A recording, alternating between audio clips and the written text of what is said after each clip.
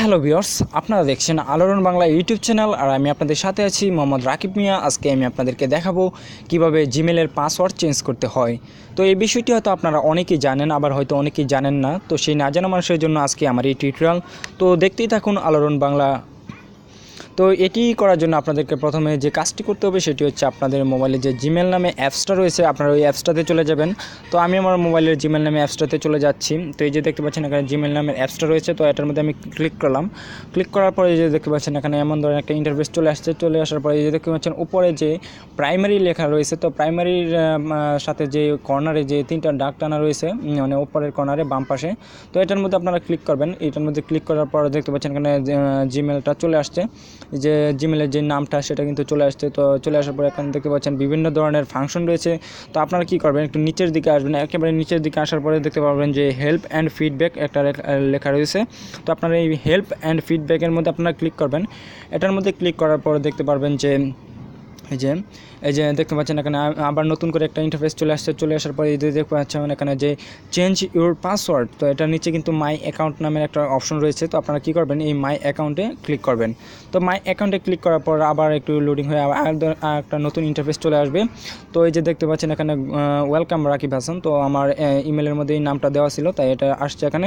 তো আসার পর আপনারা একটু কী করবেন, নিচের দিকে আসবেন। তো নিচের দিকে আসার পরে এই যে দেখতে পাচ্ছেন এখানে control your password and Google account access, তো এটার নিচে কি এই যে সাইন ইন ইনটু গুগল, তো এটা এই লেখাটা রয়েছে। তো আপনারা কী করবেন, এই লেখাটার মধ্যে ক্লিক করবেন।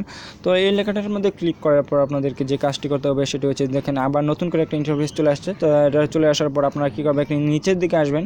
তো নিচের দিকে আসার পরে দেখতে পাচ্ছেন এখানে পাসওয়ার্ড নামে একটা অপশন চলে আসছে। তো আপনারা কী করবেন, এই পাসওয়ার্ড নামের অপশনটাতে আপনারা ক্লিক করবেন।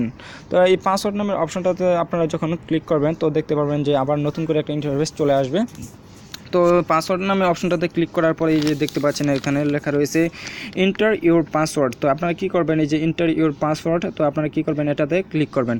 এটাতে ক্লিক করার পর আপনাদের মানে জিমেলের যেই আগের মানে পুরাতন যেই পাসওয়ার্ডটা ছিল সেটা কী করবেন আপনারা এখানে তো বসাবেন। তো বসানোর পর আমি দেখাচ্ছি আমার এই পাসওয়ার্ডটা বসিয়ে। তো আমার পাসওয়ার্ডটা আমি এখন বসাচ্ছি। তো এই যে দেখুন WM41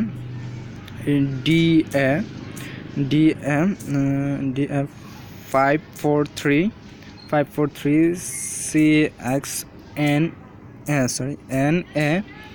NAW। তো এটা কী করবেন, আপনারা এই যে পুরান পাসওয়ার্ডটা দিয়ে আপনারা কী করবেন, নেক্সটে ক্লিক করবেন। তো নেক্সটে ক্লিক করার পরে যে দেখতে পাবেন আর একটা নতুন ইন্টারফেস চলে আসবে। আপনাদের পুরাতন পাসওয়ার্ডটা দিয়ে যখন মানে আগের যে পুরাতন পাসওয়ার্ডটা ছিল তো আপনারা যখন দিয়ে মানে নেক্সটে ক্লিক করবেন, তো নেক্সটে ক্লিক করার পরে দেখতে পাচ্ছেন এখানে একটা নতুন করে একটা ইন্টারফেস চলে আসছে। তো আপনারা কী করবেন, এই যে আপনারা যে নিউ পাসওয়ার্ডটা এই যে নিউ পাসওয়ার্ড দেখতে পাচ্ছেন, নিউ পাসওয়ার্ড নামে একটা অপশন রয়েছে।